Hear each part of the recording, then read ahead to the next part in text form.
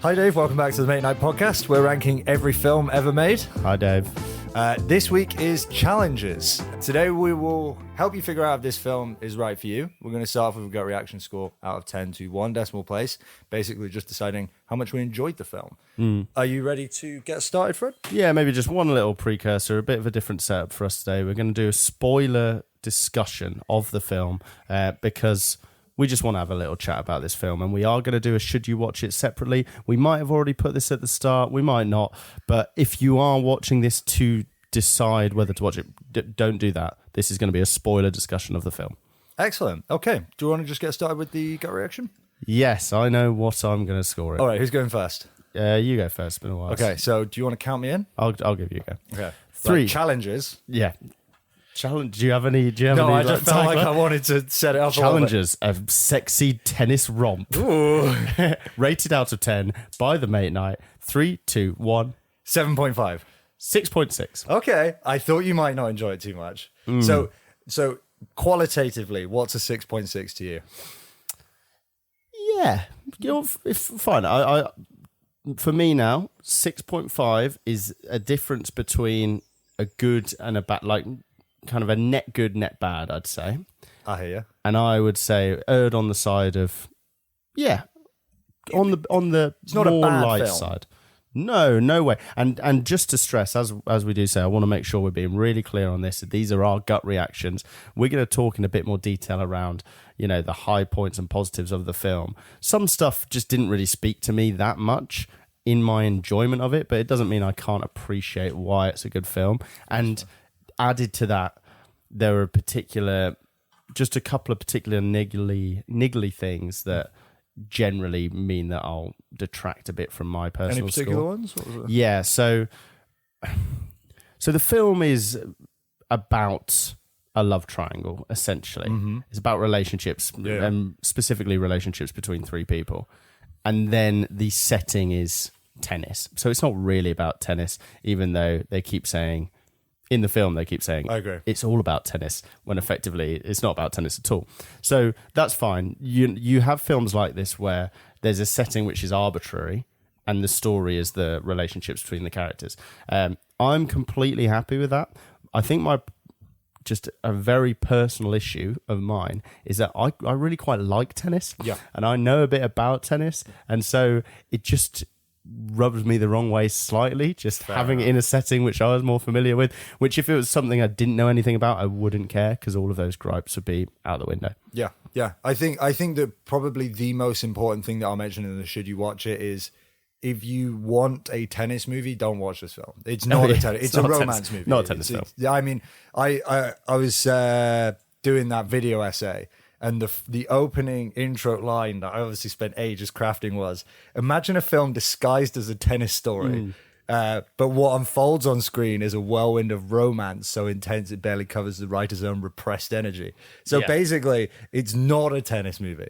Don't go watch this film for tennis. Not a tennis film. But I did think one of the interesting things that we probably want to ask is, do you need to understand anything about tennis before watching this? And there was one thing that I saw where I was like, actually, having an understanding of tennis might actually help a little bit. And it was the scoreboard in the bottom left, where it had one player, it was a 2-row table. Right. And one player was on the top row and one player was on the bottom. And there were 3 columns. And it had a bunch of numbers in it. Sure. And I've seen tennis, but when I was watching the film, I was like, I can't really remember what that means. And basically, the first column is the first set. The sets. And then the second column is the second set. And in challenges, it's best of 3, right? Basically. And you have to get to a score of 6 games in the set or something. Yeah. You have to get to a score of 6. 6. It can be 7. Like you have to win. To win a set, you have to win by 2 games. So you can win 7-5, but if it goes to 6-6, so that only can happen if you're on 6-5 and then someone wins that game to make it 7-5. But if you're on a score of 6 apiece, then it'll be a tie break. There you go. Yeah. So they ended up going to at one and I point. think that was like probably the only thing where I was thinking, if you were going to watch this movie and you knew nothing about tennis, like I don't really ever watch it, and I was looking at it and I was like, I think I'm supposed to know what that scoreboard means in the bottom left. And I was trying to remember, and it came to me during the film, and it basically just meant one of them had won 1 and then the other had won the other column, and now it was like the third. What is it? Is it a set is one of those points, right? And then sorry, you got game sets and matches, right? Yeah. So the match is what they're playing, okay, right? And then a set. So in their game, they were playing in a challenger tournament, which don't really know too much about. They're obviously very low level, like professionals playing. But he would never typically go into one of these challenger tournaments. He'd be in the ATP tour or kind of quite a higher level tour tournament. And those are a rung below the majors. So the majors, you've got US Open, Wimbledon, Australian Open, French Open. He was preparing for the US Open. He'd just been knocked out in a tournament that was probably on kind of the ATP tour. Yeah. And then they were like, okay, let's get your confidence back. So we're going to send you to a challenger event where basically it's much lower level. You'll stomp it. Anyone can turn up. You'll absolutely run through it. And I think most of that you probably don't really need to understand. I think even the whole we're doing this to get your confidence back. I didn't need to understand the structure to know that was basically what they were doing. And so I think in the should you watch video, one of the things I'll make clear is you don't really need to understand tennis. But that scoreboard in the bottom left, it means this. As someone who doesn't know as much about tennis, and specifically, by the sounds of it, that was the only thing you were a bit confused less clear on when it was in the bottom left. It was kind of using it to push the story forward. And I was like, I think I know what's good. It was more of a light bulb moment where I was like, I remember how that worked. But if someone's never watched tennis, they probably won't understand how that works. You don't need to watch tennis, but if you do like it, I mean, certain things will help. For instance, in major tournaments, if you're familiar with watching like your Wimbledons, your US Opens, then you may think that all male tennis matches go to 5 sets, which they do in the majors. But at every other level, they only are 3-set matches. Yeah. So they only played a 3-set match. Yeah, that did also come back to me. And that was another thing where I was like, when we're trying to help people decide whether to watch this movie or not, I guess they don't really need to know too much about it. As long as they know basically enough that they can understand that Ash had won one, Zweig had won another, and now it was down to the third game, was it? Is it the third game? Third set. Third set. So a set is the column. It's like, and then within a set there are games. So if you look at a column, so they present it as like 6-4. That's a set, and then there are 6 games to 4 games. Yeah, that's how the games work. So each game basically is the equivalent of 1 point. But then you've got within each game, that's where you've got your 15. 30, 40 juice advantage. So which even that they didn't really rely on too much. Like I don't even think you really needed to know that, did you? It was so not tennis-y, really, in terms of like you don't get any of the actual sport, the competition. You don't it doesn't matter. So for the video later, then I'll mention that it's not a tennis movie. Yeah, but that you need to understand just the scoring board. And would you be confident in just kind of giving a very, very brief, this is what the scoring board means? And when I edit it, I'll put a scoring board on top of it. For sure. I can say for anyone who's unfamiliar with tennis. Now, I guess to continue that point then, because I specifically said there are a couple of things that annoyed me, and there were minor gripes. So we haven't done any real spoilers yet. I still won't go into it in too much detail. Art specifically... His form was annoying me a bit. This is what I mean by minor. Yeah, okay. Right? It means literally only if you really like tennis. And I don't know if other people would agree, but I felt like he didn't look very natural. Okay. And it was specifically when the first time he went to serve, I was like, this guy obviously doesn't play tennis. He's not a professional. Yeah. And similarly, I mean, the guy, Zweig had his interesting serve, which is, I guess just something you'd add in. I don't have any real complaints about that. However, the climactic point, the last shot, I had a real bone with that. The very end. the absolute last thing when that they happened. like hug over the. I mean, we're spoilers, so when they hug over the net, Yeah, that so was fucking ridiculous. We'll go into the whole. Let's stick with the tennis then, because we'll go into the whole romance of it in a moment. But for that tennis, for that specific point, right? So it all climaxes to like the love triangle's going on. There's adultery. There's a broken up non-chronological narrative, and it all climaxes within this game that they're playing. Yep. And the whole film is over the course of essentially like 13, 14 years. Their relationship as former teammates to being split apart by this woman who was effectively a homewrecker. And all throughout, we're going from the present day to different points in time. And in the present day, they're having this game, this tennis match, which is supposed to give either Art back his confidence or be kind of the catalyst to Patrick getting maybe some training from Zendaya's character. So it happens, whatever happens in between, don't worry. The last point of the match, the climax, they have this point which is back and forth. The cinematography editing of it is effectively, you're like the ball, aren't you? Being hit. That's what my video's on. From one person to another. And then, right, so Art jumps into the air to do a slam, slams it at the net. It's very, very close. At the net. This point has been gone. Climax, big rally. Back and forth, big rally. It leads to Art jumping up and slamming the ball down. And as he does, he then like leaps over the net and falls into Patrick's arms, and they embrace, like dramatically embrace at the net, which is like, you know, I guess the coming full circle of the relationship for these two former brothers that were also had a weird, sexy chemistry. Sure. Right. Okay, whatever. So, who do you think won? See, I didn't know, but I kind of figured it was probably Art. Yeah. Even though you're not supposed to touch the net, though, right? Yeah. That's what I think. And I was like, I guess they're allowed to in this tournament. Yeah. So you'd have thought it's Art based on the fact that Zendaya. Sorry, do you remember Zendaya's Tashi? That's right. That's right. Yeah. Tashi is Art's. And it's spoiler free, so everyone knows. Current lover. Tashi is Art's wife. Official. Who doesn't. Yeah. On paper. No, let's be clear. Tashi is Art's husband, but she's. I don't think she's Art's husband. Let's be unclear. Let's be clear. Tashi is not Mustache. She's Tashi. Colonel Mustache. Let's be really clear here. Tashi, Art's husband. No, Tashi is Art's wife, but she's also Patrick's lover. Yeah. And not really Art's lover at the moment. Yeah, understandably. She is also Art's coach. Yeah. And she only really cares about Art for his tennis career, effectively, because she's living vicariously through him because she was injured.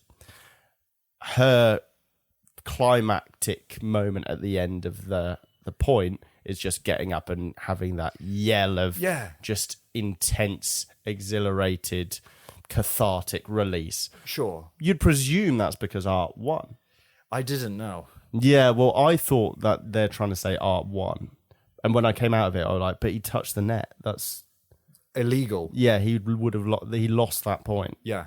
And I have done the only little bits of research I did following that is that apparently it's actually supposed to be ambiguous as to who won. Yeah, I figured that might have been the point a little bit. Or like, interesting you say that, because it's not ambiguous to who won, but the winner wasn't the point. The point is that they have realised this moment of friendship again, and not even friendship. You know how Tashi said that when she beat in the US Open tournament, the juniors, and she beat that girl, she absolutely smoked her. Yeah. And they watched. Yeah. And then she had that moment where she was like, right. And then she only had that moment again for that last point. Yeah. And she said to them specifically, you know, tennis isn't a game, it's a relationship. You're forming a relationship with these people. They laid that out pretty clearly. That's what tennis is about. Because everybody who plays tennis knows that you clearly have a sexual relationship with the person you play against. So the whole point of that point, the final one, isn't that someone won and someone lost, or that Art got his confidence back and Patrick didn't, or that someone's shagging someone else. It's that Tashi has realised her love of the game. She's seen good tennis, so she's actually just excited about seeing good tennis. Okay, and Patrick and okay. Art have actually, they've basically come to terms with their relationship. I think that probably leads us quite nicely onto the romance thing, but just to kind of summarize then, Yeah. that just highlights just how much this film doesn't care about the tennis. Literally doesn't care about tennis. The tennis is like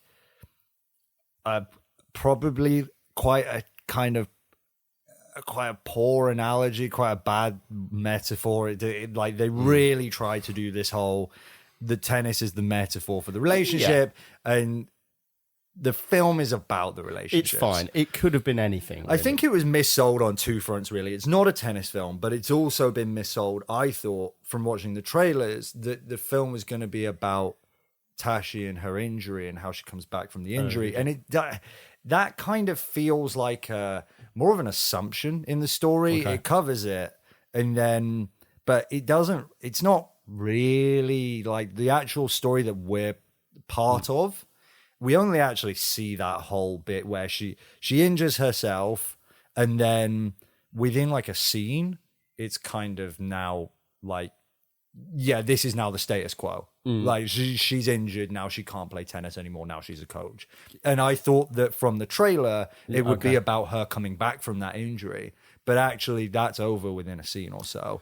Okay, I didn't mind that too much because I knew, the only thing I knew going into it was that this film is horny. Because that's literally the reviews I saw was like, well, I came in expecting a tennis film, left with blue Very balls. aroused. Yeah. So I didn't have any preconceptions about the tennis element of it. And I actually was positively surprised by certainly the non-linear narrative. I really enjoyed how they packaged it.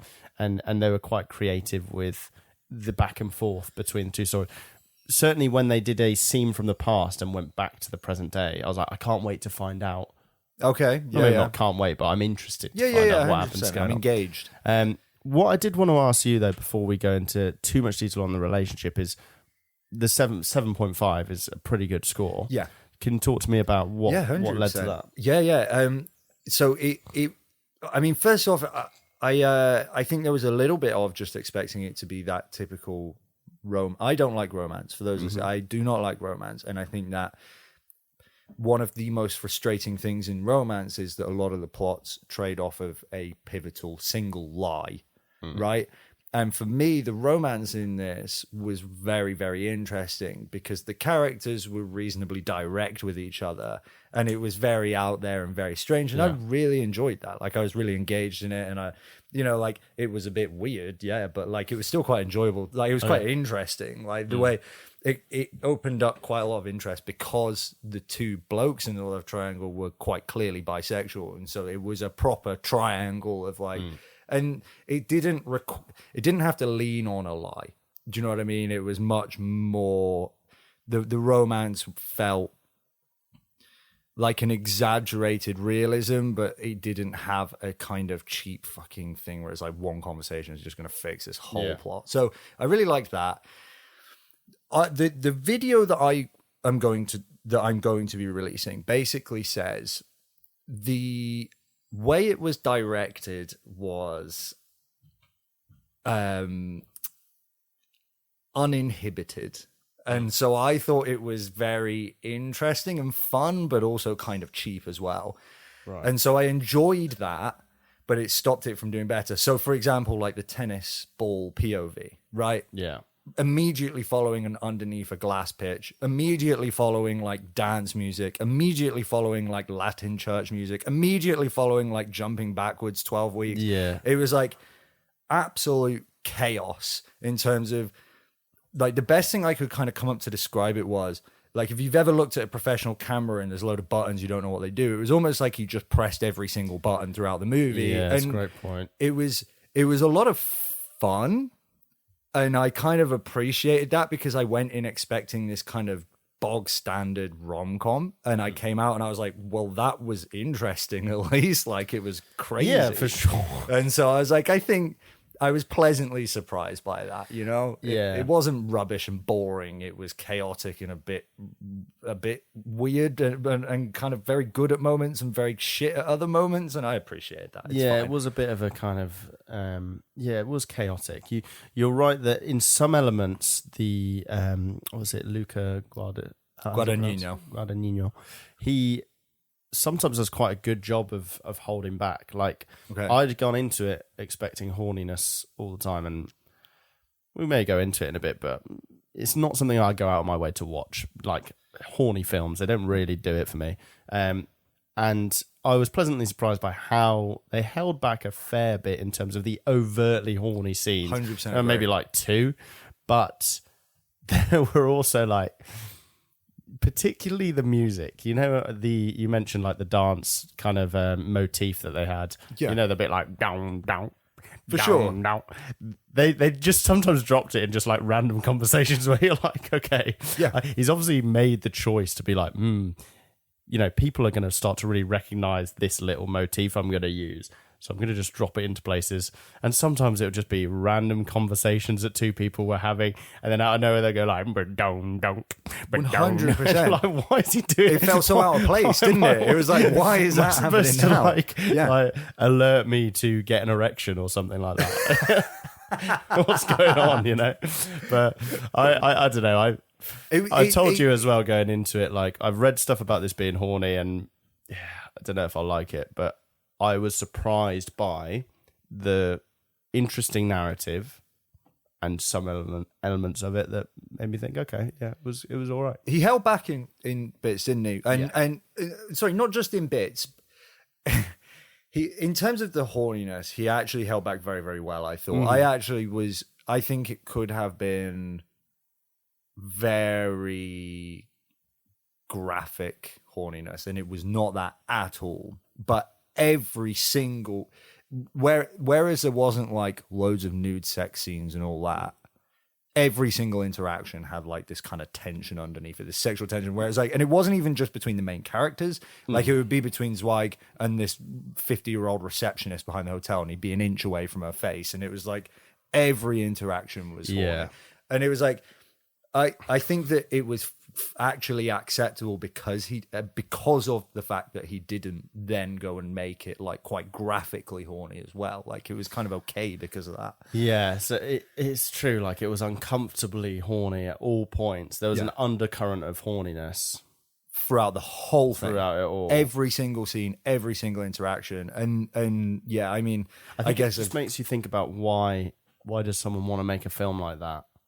For sure. Well, this is really his kind of motif. Is an artistic, you know, he is, that's kind of a thing that he does. It's just a weird thing. He's very interested in these like very, very kind of sexually tense relationships. Supposedly, that's like quite like a thing that I mean, he's Italian, so. Which well, I appreciate that, but also at a certain point, like, does it devalue you actually having a really impactful scene where there is?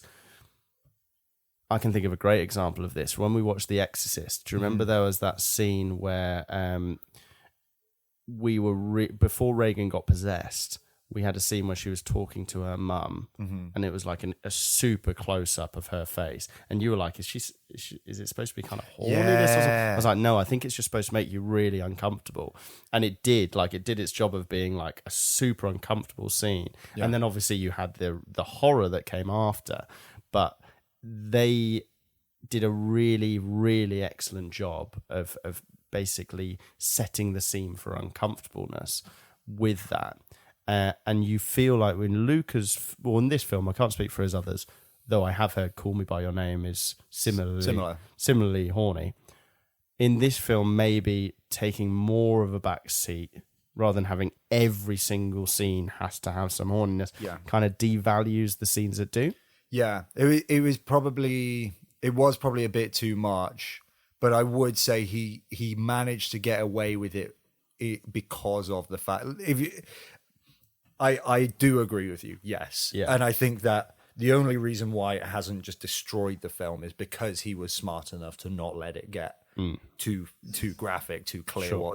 And I think that really would have been the thing that just pushed it over the edge and have been like, this is ridiculous. Now, come on, this is supposed to be a movie, and we're basically just watching people setting up sex for the whole thing. So, yeah, I mean, like, I think really the reason that I gave it quite a high score is I think it gave me a romance film that wasn't just your bog standard trope. It was very interesting, and there were a lot of decisions that I didn't really like. But the thing is, it kind of more just felt like that was because he was making a film for himself and he wasn't making it for me, and he wanted to go and have fun and do it. And like, I would rather someone made a very out there, very interesting, very unusual romance. There was some funny moments. There were some sadder moments. I'd rather someone really went out there and made decisions I did and didn't like than a whole film of ambivalence to me. Yeah, so it really worked quite well for your sentiments around romance. Exactly. Yeah. 100%. So, well, I think it was a good film for me. Yeah. Sure. Okay. Well, seeing as we're in the ballpark, then maybe it's worth us discussing the horniness scene wise and the relationships. Our take on how they interacted. A good place to start, I reckon, is seeing as we're talking about an overtly horny film. Maybe other people watched it for this horniness. The three-way scene. Yeah. What were your thoughts on that? Well, that's it. So let's run through what actually happened in it to remind me. So Zendaya's visited the two of them in their apartment, and then they start getting kind of hornier. And then she invites him on the bed. They kiss her on the neck. Then they turn into this 3-person kiss, and then she basically slips out, and it's just them two kissing. I got that. That's pretty much the scene. The scene itself, yeah. I thought that was one of the moments where actually he intentionally made me laugh when they was. I think it was setting up before they got on the bed, and she was like, "Oh, have you two ever?" And then he told the story about how he taught him how to wank, and then there was like this kind of awkward silence. I think that was the moment. There was a moment in that scene where I was like, actually, there are some quite funny moments in this film, and that was one of them.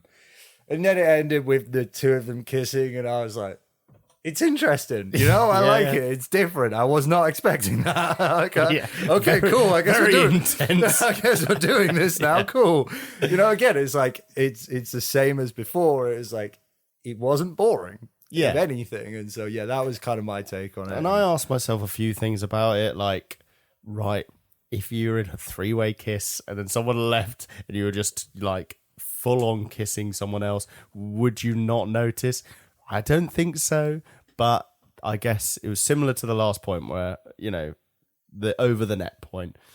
That's not what he's trying to say. So I kind of gave it. I got a question. Do you think that he was trying to say that they hadn't noticed? Because I assumed that they knew full well they were kissing. They just couldn't help themselves. Well, based on the fact that when she interrupted them, there was a moment of shock, but you do things in the heat of passion, and then when that is abruptly stopped, you're then like, oh shit.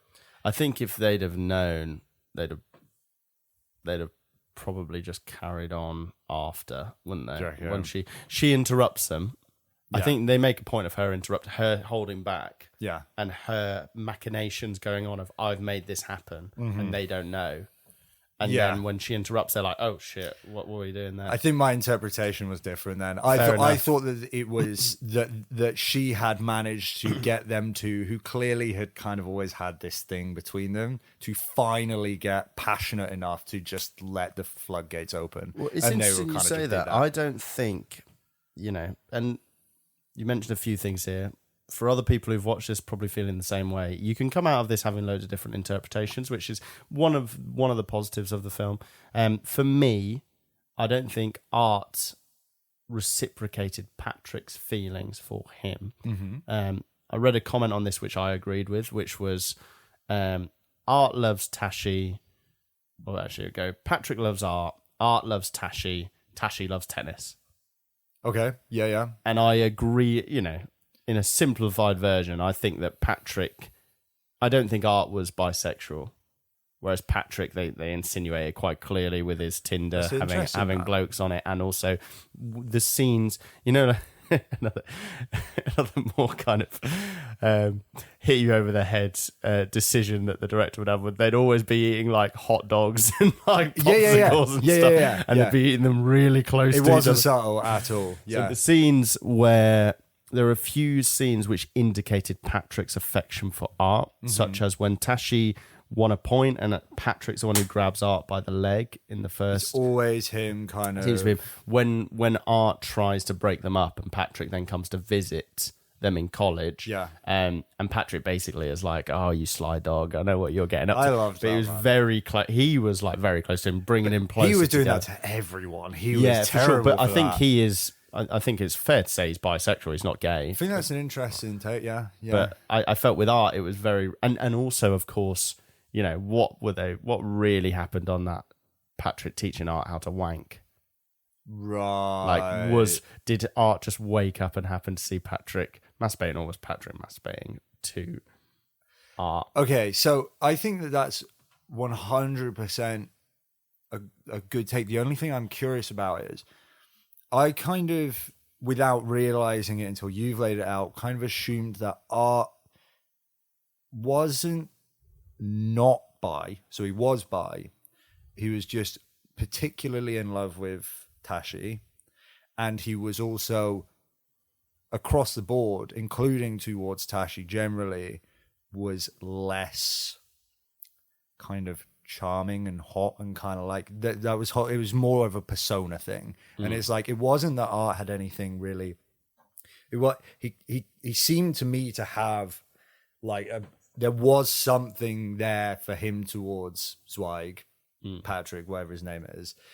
But he was just by personality not quite as. I'm trying to think of the words where it was kind of like Patrick Zweig was very flirty with everyone, and maybe Art just wasn't quite as flirty, but he was. There were moments, there were actions that were clearly receptive towards it. Do you know what I mean? Maybe I couldn't. But he loved Tashi. He didn't love Zweig, but he was open. Can you think of any though where he specifically? Well, he snogged him, and my interpretation in that was like he knew full well what was going on, and it was just so passionate that he just kind of allowed it to continue until in the heat of the moment, and then it was like an abrupt interruption. It was like, oops, I probably shouldn't have done that. So for me, I saw the snog as like tricked. They tricked and they didn't realize, which is then why I kind of thought that doesn't make any sense. Yeah, I know. I thought that's interesting that they've decided to do that. I guess it depends on that, because other than that, I don't think there's any specific moments where Art shows that he's interested in Patrick. Whereas there's a load for Patrick, as we mentioned. But if the kiss is one, then Art could be bisexual as well. It really, maybe it's a comment on the spectrum of sexuality. Yeah. Art's, Patrick's clearly more comfortable on either side. Yeah. Whether Art is specifically bisexual or not, we don't know. Maybe up to your interpretation. We know for sure he's into Tashi, and what is Tashi? Does she even care? She seems to just be really attracted. They were they were pretty clear on that one, weren't they? Where they were like, tennis is a relationship, and Tashi doesn't love anything other than tennis, and that's kind of and Art is only as useful to her as he is a tennis player. Yeah, and so I think that was kind of pretty clear on Tashi's front. She was just like, I think one of the reasons I really liked this film as well, on this conversation we've just had, is I really liked the characters. Like, I thought, Art was maybe a bit of a wet blanket, but Patrick was a very fun character. Yeah. Like, he was crazy. He was just absolutely chaos. Like, when he realized that Art was trying to manipulate his way into their relationship, and he just like put him in a headlock and laughed about it, I was like, that's just cool. Like, he just keeps doing shit like that. There's an even better scene where he's basically completely down on his luck now, and he doesn't have any money, so he has to go through Tinder to find dates that will let him stay at theirs. And he picks that girl up and having a conversation with her. He's having a date at the hotel that Tashi and Art are staying at. Runs into Tashi, gets completely distracted, and goes off and speaks to Tashi. And then Tashi says, all right, get out of here. So either seal the deal with this or sleep in your car. And so then he just goes back to the date and just starts kissing her. And the girl's like, well, all right. Okay. Yeah, he was awesome. He's so much fun, wasn't he? I agree. So, and also... Tashi was interesting. Tashi's good. Lunatic. Yeah, I think you're right. And to be honest, speaking about this film, one thing that's is a real perk of artistic films. Even if you go into it and have a mixed experience, they really lend themselves to interesting conversations after. And that makes it more memorable as a film and elevates it. So maybe a 6.6 is my reaction to it, but our conversation has definitely made me see areas that I preferred about it and appreciate it. Left more of a indelible mark on the films compared to other films that I've watched recently. It was interesting, wasn't it? Yeah. It was an interesting film. It wasn't one where you just leave the cinema and go like, I'm gonna have to write some stuff down because I will not remember any of what happened in this. It was, and I think interesting was both the thing that made it good and often the thing that made it bad. Like for me, the non-linear plot was too much. Like a non-linear plot is fine, but it was jumping around every fucking couple scenes. It was a different time period, and it was like, I get it, I get the idea, and I get the value in doing that, but just like with the cinematography, just like with the music, it was all just a bit like, this is creativity for creativity's sake. You've slapped a sticker with the word yes on your forehead and just walked around and just gone, yeah, we're doing that, yeah, we're doing that, yeah, we're doing that, and you've ended up with this film, and it's like, there were points where he should have said no, and it would have made a better film for me. Yeah, okay, I can agree with that. And one other gripe on my end, I guess, is I'm not a massive fan. Do you remember the guy's name, the actor who played Art? I'm not. No. Well, I'm not the biggest fan of him. Okay. Art Donaldson, Mike Faist. I don't know if that's pronounced correctly. Okay. What else has he done? Do you know? Do you remember? He was specifically, I've only watched 2 films that have made me feel this, and one was Challengers. I know he's a bit of a wet blanket role, but still, I don't know. Something about him I just find a bit annoying. Sure. The other one was West Side Story. So he's in West Side Story, and he plays like the leader of the Jets. Okay. So, we've done, when we did West Side Story at I was going to say, for those listening, we have performed in a musical of West Side Story together. Both of us have been in a West Side Story musical. So do you remember when we were in it? We were in the Jets, right? We were in the Jets. That was our first one we did. Oh, I was the big brute one, which, no surprises. What was his name? Diesel. And you were... Arab. You were Arab, yeah. Because I'm Arabic. So... in that riff is the character that Mike Faist plays, Faist. He is, the leader of the gang. And you could see Art, the actor who plays him, he's not particularly imposing or... He's not a gang leader. You don't feel like leadership qualities. And I think it's basically just a case of we need someone who's able to sing and dance in Hollywood, and this is what we've got. We need people with musical theatre backgrounds who are acting right now, but... I felt he was so miscast in that. It just didn't work for me at all. And then maybe I'm being unfairly harsh based on that. But in this as well, I just find his style quite, like that kind of annoying person in a group is kind of a bit attention seeking and a bit, can be a bit needy. For some reason, that rubs me up the wrong way a bit. Yeah, I think that's fair enough. I thought that perhaps I just kind of assigned that.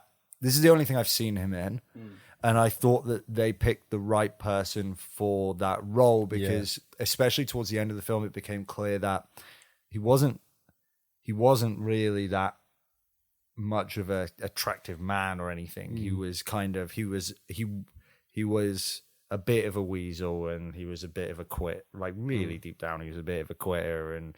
Zendaya was only really with him. Tashi, was only really with him because of his tennis abilities. And I thought that kind of worked for the role that he was given. Whereas, like, you wouldn't want Tom Hardy playing Art. Do you know what I mean? You just it kind of just wouldn't have had the same effect. You need him to be kind of a hard to fancy beta male sort of. So I kind of put it, but I can totally understand that. Final point. Yeah. Storyline story moment, the tennis ball in the racket. Thoughts on that? I loved it. I thought it was so sick. Yeah. I was. Did you so see it excited. coming? Oh yeah, 100%. Yeah, miles off. But I thought maybe it was on purpose. But whatever the case, it was. I was like, it's coming. He's about to do it. I knew. Like, it was so funny. So I watched this with Harrison. Yeah. He really wanted to watch this film, and I initially was like, but then when we said we'd do it, I was like, all right, go on. And that whole sequence, I was like, well, when's he going to do the racket thing? The minute he slept with her for me, again, that created suspense. It was I was like, I it's can't happening, wait it's happening. for this to, literally, like, just before he's about to do it, Harrison goes to me, he's going to put the ball in the racket. Yeah, I was like, yeah. It was so Yes, obvious. mate, of course. But he said it like, I've clocked onto this. Yeah. It was. I tell you what, I thought that it created good suspense. It was, because you could tell it was going to change the outcome of the tennis match quite considerably. You could see it coming, but it didn't give it to you straight away. So there was that kind of excitement for it's about to happen. And then I liked the way the characters were written, as I said before. And this is one example wherein the way he kind of took it in the end was quite cool. He was like, sorry, I don't care. We're kind of a triangle anyway. Like, you know, I just thought that was quite a cool way to just be like, you know what? It's Patrick. Who cares? their Like, relationship was so fucked up. it was so fucked up that it was just so much fun to watch. I mean, what did you think of it? Did you? Yeah, I think I saw it coming, and I was like, you know, it's kind of it made sense. It worked. His reaction to it was quite entertaining. How he just let him actually do what I quite liked from it. So he does the shot, he does the first serve. Patrick misses it and is like, sorry, Art misses it. Like, what the fuck? He swears, gets a point off, and then he gets like, go on, serve it again. And then Patrick does like the underarm serve over to him. I thought that was quite a cool shot where they did it in slow motion, underarm serve, and he just doesn't respond. But then I guess the whole, all right, now we're going to play the next game and I'm going to forget about all of it. And by the end, we're hugging because actually we're mates. Yeah, maybe that doesn't make too much sense, but they're all weird, aren't they? They're weird. All weird. It's just the point in the film, and I mean, like that was kind of what made it better than other romance movies for me. It was like, this is actually kind of interesting, like how they all going to handle this, and you know, you mentioned the way it was shot. Again, like it was a slow-mo shot. And for me, I think it was the like 8th slow-mo shot of the movie or something, and it was just again very characteristic of like how many macro shots, how many slow-mo shots, how many linear jumps, how many dance songs that are going to abruptly end. Like what? Like come on, man! Like let's do a bit more tastefully. But you know, I'm going to make a whole video on that, so I should really stop complaining. There was one other thing that I did one of a moment in the story, which probably was a bit of a gripe for me, and this is a bit of a romance trope as well, is the when Tashi gets injured. So this is a bit of a directing grope and a story grope, because what happens is they have a falling out. Tashi hurts herself in a tennis match, and then she now doesn't like Patrick. So there are two issues here. Firstly, they played dance music over when they fell out, and I couldn't hear what they were falling out over. So I was like, it's obvious these two are having an argument, but especially given Patrick's general demeanor, I couldn't even tell, like, are they falling out?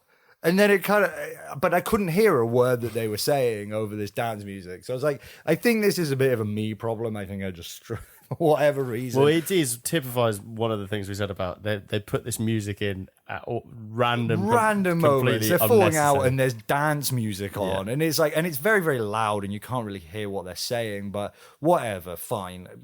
Most people probably could hear it. It was probably just a me thing. Sure. But then story-wise, she hurts herself, and that's like relationship ending fury at him. Don't ever speak to me again. And it's like, all they did was have he's not done anything wrong by not being there. It's not his fault you injured yourself. It's like, why are you so... Okay, yeah, you're a bit pissed at him about whatever you argued about, fine.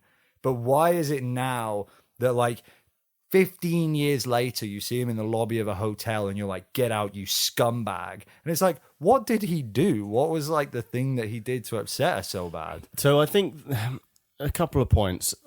Obviously, their relationship was going somewhere. It wasn't sustainable anyway, because all she cares about is tennis. Like, they're trying to have sex, and he wants to be present with her. Yep. And she wants to talk about tennis and why he's losing, and so I have they a were falling out. they were diverging, weren't they? Because they were never going to be compatible because all she cares about is tennis. And I think then, so he doesn't show up to the game, and then they'd basically had a massive falling out, which was probably going to lead to a breakup anyway, whether it was then or another time. And then she has the injury, which just brings that forward. So that's the catalyst. Don't have too much of an issue with that. I think specifically on the lobby, meeting in the lobby and her being really pissed off is probably more to do with the fact that they slept together when they met. Was this me getting confused with the linear thing? Had they already slept together? At that point when they met in the lobby, when he was chatting to the Tinder date? yeah, they had already not slept together in the car that they do at the end of the movie, but they'd slept together 8 years previously But after the injury? After the injury, yeah. This is the whole linear thing. I was getting very confused. So they had the main points, if we go through the timeline of this, so from a linear perspective, Patrick and Art are in the US Open juniors together as a doubles team, which they win, and this Tashi is in the US Open singles junior for the girls. She wins. She's obviously a massive deal.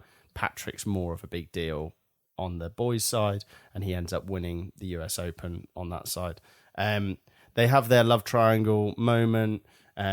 Patrick and Tashi start dating. Art and Tashi go to college together. Patrick becomes a pro, and then they have that falling out in the college where Tashi gets injured, blah, blah, blah. And then Tashi and Art start a relationship a few years after that when Art needs a coach. Patrick at this point will be kind of on the decline a bit. Art's on the up. He's actually becoming quite a good pro. At that point, apparently they were crossing over because Tashi mentions it. She says, I think you'd probably beat him now. Remember that. But they never play. And then they basically start a relationship, Art and Tashi, because he wants her to be her coach. Okay. Well, she wants to be his coach. He wants her as his partner. Okay.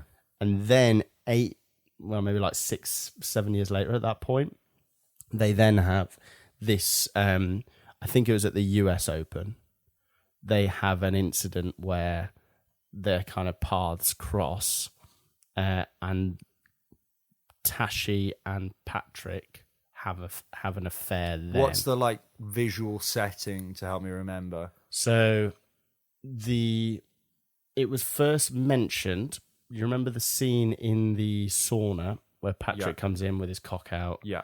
And then Art's Great like, scene. what are you doing? Boom, boom. Yeah. Well, the way Art tells him to go fuck himself. Yeah, Great so, scene. yeah. I love that. And in that, he insinuates that, like, oh, what happened 8 years ago? He mentions, like, do you remember 8 years ago? Something might have So happened we then. don't see this happen. So no, but what happens is, I can't remember the exact setup, but Tashi and Art are preparing for this US Open. Patrick's in the vicinity as well, but he's kind of becoming a bit more of a worse tennis player at this point, and Art's definitely a better player. And they have some sort of run in and meet, and Tashi and Art, I think, had a bit of a spat, and Tashi's downstairs having drinks on her own. And then, so that was the 8 years. That was 8 years before. Before the minute. And then okay. Patrick obviously runs by the window and be like, oh, hey. Yeah. And then ends up going in for a drink with them. Yeah. They start talking. If you remember, Art comes down, sees them talking to each other, then gets that autograph, and he turns around, they're gone. They had an affair then. Right. And then, okay. But that I assumed that also was kind of like. So that's why the tension. So that's why we don't even know if Tashi set up the challenger knowing that Patrick was going to be there. That was quite cool. Because that's like what that, Patrick right, suggests she does. Yeah. He said, you knew I was going to be at this tournament. Which she probably would have known. She probably did do it knowing Yeah. she pretends she didn't know. Certainly. She said, well, that's... But he would have been on like an official register. That she would have known he was there. Yeah, for sure. So She'd have been able to see. That was cool, yeah. And so then she's like, get out of here because they've had an affair. So that explains a little bit about that rage there. I still thought maybe it was a little unjustified that they had fallen out and then she breaks her leg and then the rage is directed at him long term in that like, okay, fine, when she's in the hospital bed. So sorry, for context, if you're listening at this point, that she's injured herself. She's broken her leg. She's in the hospital with the bandages on her leg, crying her eyes out. Art is by her side, shoulder to cry on, not yet dating. This is shortly after they'd fallen out. And then Patrick comes running to the hospital in her I told you top. And he's like, are you okay? Are you okay? And she screams at him to get the fuck out. And Art has to scream at him to get out.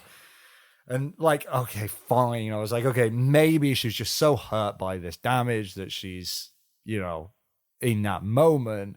But within like a few days, she'll cool down and be like, look, it's not his fault that I'm injured. Like, okay, fine, we've broken up, but it's nothing to do with him that I've managed to injure myself. And it just felt it felt like a kind of manufactured reason for them to kind of go their separate ways. I don't really have any major issues with it because they were obviously ending, and I think she would have been like, I don't even care about him that much anyway. I only really care about tennis, and he's not going anywhere. She knew when they first had their threesome that Art was more likely to succeed. Did she? Well, my interpretation was she did, right? Because when she said, you know what, I'll give my number to whoever wins tomorrow. Yeah. And then Art's like, fuck. And Patrick's like, get in. She's like, and then she's like, well, you really should win. Like, she doesn't just say you can win. She says, actually, you should win. Because she's so intellectually capable with tennis. Yeah. Specifically around tennis, she's like a savant. And she can see that Art is better. Yeah, technically is much more sound. Sure, so right. That's probably why she expects him to do Fair that. enough. I mean, it was only a little gripe. And generally, I thought I quite enjoyed the film. And I think that was just a little gripe. There was one tiny little observation that I did enjoy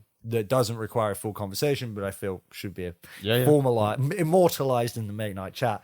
Did you notice how cool Zendaya's outfits were throughout the whole thing? No, it's not something that I pick up. Yeah, I didn't think you would notice. She looked so cool in every single scene. Like for the record, actually, this will open up a bit of a conversation. For a record, I don't really like Zendaya that much. As an actor, I think she just does the petulant child thing. And I think that she is one of these actors where people get confused between somebody that they like and somebody that is a good actor. She's somebody that a lot of people like and not a very good actor. However, in this, it was the first time where I saw any range beyond petulant, pissed off, I'm in a mood with you look. So I quite liked her in this. Yeah. I thought she was all right, but I did notice that every single scene she looked fucking well cool in it. I don't think she's that hot either, but her outfits were ridiculous. I was like, I can see. Yeah, it's weird with Zendaya. You feel like you have to kind of preface so much about her. Like, is she that fit? Is she? Yeah, she's really cool. Is she that good of an actress? So my opinion on her is similar to yours. I think she seems really cool. Yeah. I'm not the biggest fan of her as an actress. I don't dislike her, but I don't think she's amazing. Didn't think she was that great in June. Yeah. I thought it kind of didn't work there. It's just the moody look romance. In every situation. I really liked her in this. I thought she was great in this. I was really impressed. I'm glad to hear that. Particularly the scene, the first scene where we get that emotion from her, where she's like, yeah. Okay. I was like, wow. I have felt her kind of intensity. Yeah, yeah. Also attractiveness. I'm not sure I understand all the hype. Yeah. But she does look really cool all the time. She's always incredibly and she's well in great shape, so you can understand why. So that's Fred's thoughts on Zendaya. Okay, well, I'll tell you what. Seems cool. That segues pretty nicely into the real objective behind this conversation, which is to come up with a way of helping people understand whether they should watch this film or not. Mm-hmm. And I think that one of the things that I feel more confident in adding into it now that I've almost got the blessing from somebody who actually understands acting is Zendaya does a decent job of her performance in it. For me, yeah. And I feel like that will help people decide whether to watch the movie or not, because it's quite a useful thing to know. I think all the performances are good, to be honest. Even I said my gripes about Art I think it's just because his actor, I just find him tiny bit annoying in performances, but for this character, it works. He's not... you're not saying he was bad at acting. Not in this. Yeah. You're not saying that his performance was bad. You just said you don't really like him very much. In one film I've watched of him, he was completely miscast. In this one, it makes a lot more sense. Yeah, to have him as a bit more of a 100% character. You didn't do like a hell of a lot of preparation for this, so I came up with a whole bunch of things that I thought would be useful for people to know. if I just read out a couple and just see if you've got any thoughts on them. Basically, I got some thoughts here that I've segmented, compartmentalized against each other so that they're distinct thoughts. I'll chuck them out there, and if you've got a strong opinion on it, then just let me know if you think, maybe I've missed the mark. Or visual appeal, vibrant and innovative cinematography. The film showcases a modern, visually engaging style with saturated colors and inventive camera work. While many shots are creative and enhance the narrative, others can feel cheap and nauseating, affecting viewer comfort. So it's bright, it's colorful, it's creative visually. Very overt, and he makes a point of like almost sexualizing the shots as well. You mentioned kind of the POV from the ball's perspective, but also the slow-mo there are a lot of like I don't know what the camera shot is from when you're taking it from below the person, but there were a few like where people would literally be looking down into the camera, sweating. Yeah, and they were like just face shots, or I'll put, maybe describe as like a slow mo, very close up. Yeah, and it was like it looked like they were in a position that you'd see in sex. I think was the idea. Right. Okay. Yeah. I mean, even just broadly, like a lot of the shots did almost intentionally represent sexual dynamics. At least. For sure. Okay, the next one was the audio experience. An eclectic soundtrack overpowers dialogue. A mix of synth, dance, and Latin church music dominates the auditory landscape, while the soundtrack aims to enhance scene transitions. Its volume can sometimes drown out important dialogue, detracting from the clarity of the narrative. So this is something where I'm not clear on whether it's me problem or not. But did you get every word of the conversation when they were falling out and there was dance music playing? I don't remember having any issues with hearing it. I did agree, though, that sometimes that particular dance motif seemed to be unnecessary. One thing I will say is we always try and give a score for sound.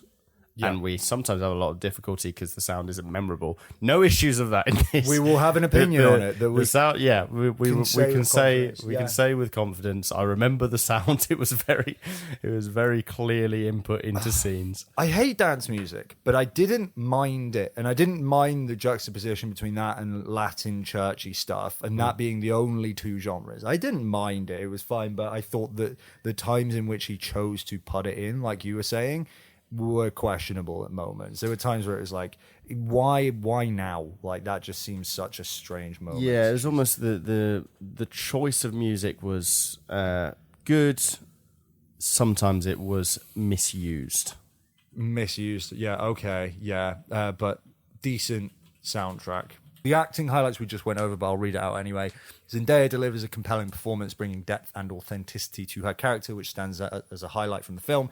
Now, you felt comfortable saying, in addition to that generally the performances across the board were very good. I thought something O'Connor, I think his name was very good. He's English. I didn't know that. Okay, cool. I thought he was great. He had a great character though, didn't he? Like realistic. Patrick, yeah, Josh O'Connor. That's the character you want to play. That's the fun character. He was a cool character. He was a well-written character, but also he did do the performance well. Like he didn't butcher it. He just did his job. All right, cool. So I'll just put, in addition to that, generally the main three performances were good. Story complexity, non-linear plot challenges viewer engagement. The plot unfolds in a non-linear manner, exploring backstories and emotional stakes of the characters. Although this structure adds complexity, it can sometimes also make the narrative feel a little tedious and convoluted. So I would say, for me, I really enjoyed it, and for you, it sounded like it was a bit less. It was too much. Yeah. So yeah, I think it really depends on what you fancy. Great. Yeah, I think that's useful. It was actually one of my favorite. It was probably my favorite part of the film was how they'd delivered it, how they packaged it from a element. Yeah, from a chronological. I really liked the non-linear. I thought there was just too many iterations of it. Which is fair enough. For some reason, I liked it. Character depth, rich character development. Characters are depicted with a mix of good and bad traits, making them complex and engaging. The development is well executed, allowing even antagonistic characters to be likable and entertaining. Yeah, just to add to that, us outside of watching it, we've had so many. It's really added interest to our conversation, particularly the motives of the characters and having different interpretations. Yeah, you're open to interpretation of what the characters feel, and that's added quite a lot of interest to the conversations. Variety of interpretations, yeah. I think that's, and I think that also is present in the not just the characters, but also in the narrative. In that, like the ending, where it's like who won, and you kind of got all these different interpretations of what it meant and who actually won, and all that nonsense. And yeah. There was interpretations at both the character level and at other levels, like the narrative one. Thematic exploration. This actually wasn't exclusively my own take, and I might try and find who pointed this out to me before making the video, but traditional versus modern relationship dynamics. The film delves into the contrast between traditional and modern relationship norms setting against a conservative backdrop of tennis, offering a thoughtful exploration of these themes. So I thought it was interesting the way that, and this again, not really entirely my own take, but I agreed with, tennis is one of the most traditional sports there is. Like, you have to wear very specific things and behave in very specific ways. And then the relationships that it was representing were very much not traditional. And I thought that contrast was quite interesting. Yeah, to add to that, I don't know if you noticed, but at a challenger event in a kind of suburban US environment, you would expect to see an almost entirely white demographic. And I was actually trying to work out if the director was making a point of making the crowd was almost entirely non-white. Right, okay. And obviously the people who worked there, the umpire. The umpire was black. The line judge who spoke to Patrick was black. Okay. And then you had Zendaya, and most of the crowd were kind of a mixture of different minorities. Sure. So I was wondering whether I made a mental note of that and thought, I don't know why, if that's a choice, why they've done it. But if that is the general point of it, that could be something that they're exploring. Yeah, it could just be that it's a complete coincidence, and that's all the extras that they had. They just happened to mostly not be white, but it could be that was a choice. That could, yeah. I see what you mean. So including the what you might say, extras. You want to be careful with this. Obviously, it's not.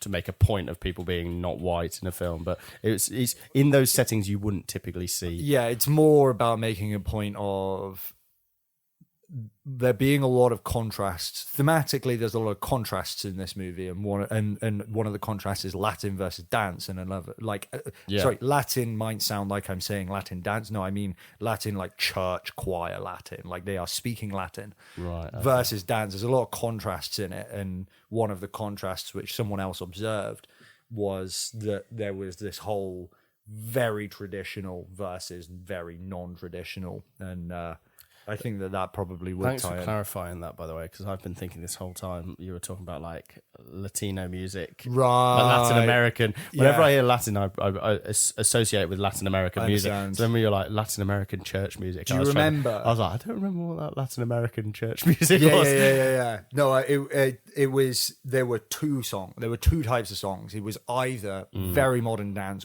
and this is seen in the very first scene. You get both. Right. It goes from. It opens with the traditional American tennis tournament with church choir sort of Latin language thing, where it's like, oh, this is very nice and traditional. Right. And then it does this zoom through the court into Zendaya's face, and it breaks into this dance music. And it was the abrupt contrasts were very, very obvious to me, but I hadn't quite cottoned on to the whole tennis is a traditional thing. And these relationships where it's one and one together, and these relationships are very non-traditional, and that juxtaposition, I thought was a really interesting observation. I'm not sure whether it necessarily would help someone decide whether to watch the film or not, but I thought it was interesting anyway. Genre expectations, more romance than tennis. Despite the tennis setting, Challengers functions primarily as a romance film. It avoids typical genre cliches through honest character interactions, which refreshingly advance the plot without resorting to common miscommunications. Sexual dynamics, intense sexual tension throughout the film features a notable amount of sexual tension in various interactions, which is unusually high even for a romance film. This element might catch some viewers off guard. Yeah, I guess if you are at this point where you're thinking about watching a film, you may already know that it's a particularly horny film, or you may think it's a tennis film. And really, you'll be caught off guard depending on what you're expecting going into it. If you're thinking it's going to be a tennis film, you will be very surprised. But if you're thinking it's going to be just horniness for horniness sake, it's not quite like that. There's an undercurrent throughout of sexual tension, but there aren't it's not overt sexual scene after overt sexual scene. I think that's fair enough. Yeah, it's a romance narrative with non-stop undercurrent horniness. Yeah, and we've said sometimes that is really intriguing. Mm-hmm. For some scenes, it really works. Yeah, and for some, it seems pretty unnecessary and doesn't actually add anything to the experience. And I think that actually is that problem is present almost fractally at every single level in this movie. It's like sometimes what you're doing has really added to this film, and sometimes it's very strange why you've chosen to do that, and it kind of just ends up feeling a bit cheap and tacky. Humorous elements, effective use of humor. Humor is, I actually think this is probably not quite representative of how I feel. What I would say on the humor is there were 2 or 3 singular moments where it actually tried to be funny and it landed for me.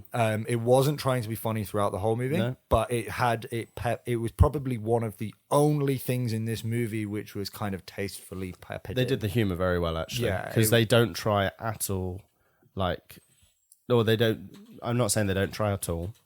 As you said there are no missed jokes. Yeah, they don't try and land something and just miss the mark completely. They have humorous moments.